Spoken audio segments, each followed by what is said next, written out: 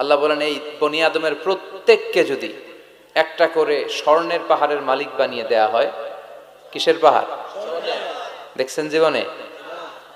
আচ্ছা, স্বর্ণের পাহাড়ের যদি মালিক বানিয়ে দেয়া হয়, আহাব্বা আইয়াকুনা লাহু ওয়াদিয়ান, একটা করে স্বর্ণের পাহাড়ের মালিক বানিয়ে দিলেও সে চাইবে কিভাবে আরো একটা স্বর্ণের পাহাড়ের মালিক হওয়া যায়।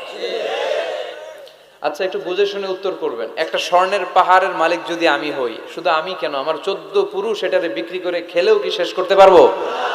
তো আমার আরেকটা লাগবে কেন? আরেকটা দিয়ে আমি কি করব? স্বভাব।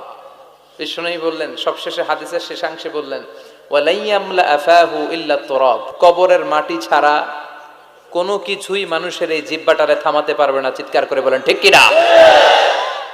এজন্য যার আছে বেশি ও চায় বেশি, এই ডিমান্ডটারে একটু কমাতে হবে, আল্লাহর কাছে শুকরিয়া করতে হবে।